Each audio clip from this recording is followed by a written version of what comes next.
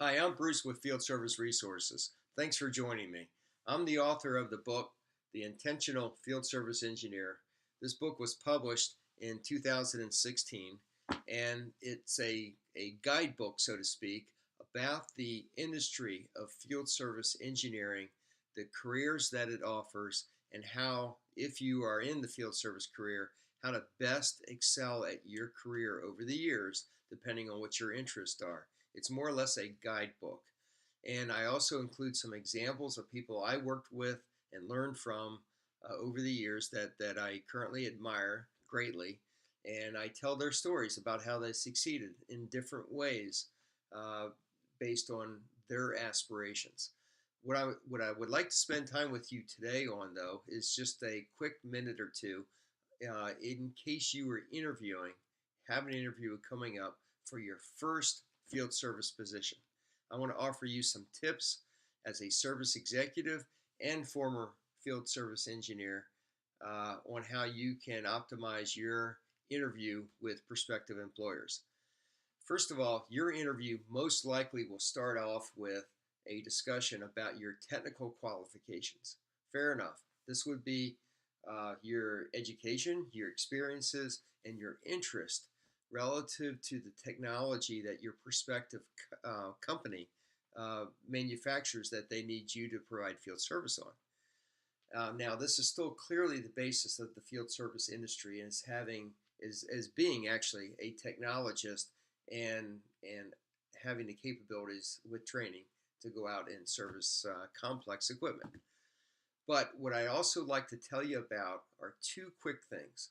Is that first of all, the job in field service as a technician or service engineer is far greater than just the technical ability to go out and fix instrumentation and equipment. It's about customer relations, which we call the soft skills, and also the job skills.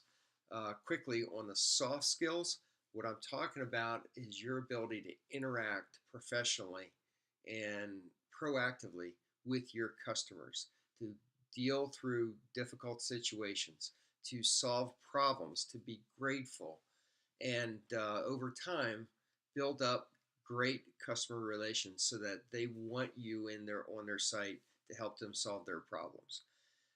Additionally, by solving problems and providing solutions, you would have the capability of positioning, if not directly selling, service agreements and perhaps products, depending on your company's model. But that's what we call the soft skills, the human and customer interaction skills, communications, as well as positioning service agreements and providing options for customers for their situation.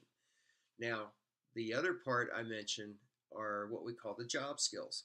In today's world, with all the systems technology, often the service management system, the way that we transact the service call, is on a smartphone or a tablet or perhaps a laptop computer.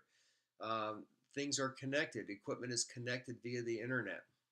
So, systems technology is incredibly important in today's field service world.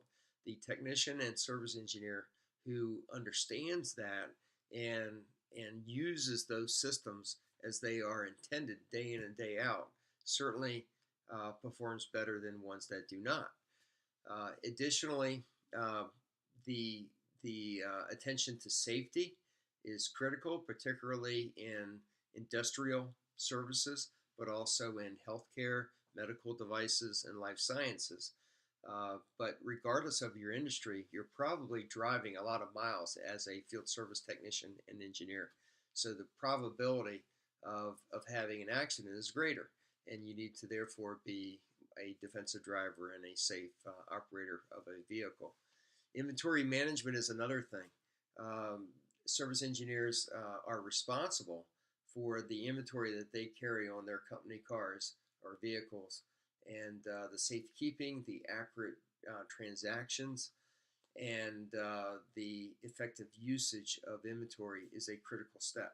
So, what I covered, besides the technical qualifications you'll need to be a field engineer, are what we call the soft skills and the job skills: customer relations, service sales, safety, inventory management, productivity, and use of systems.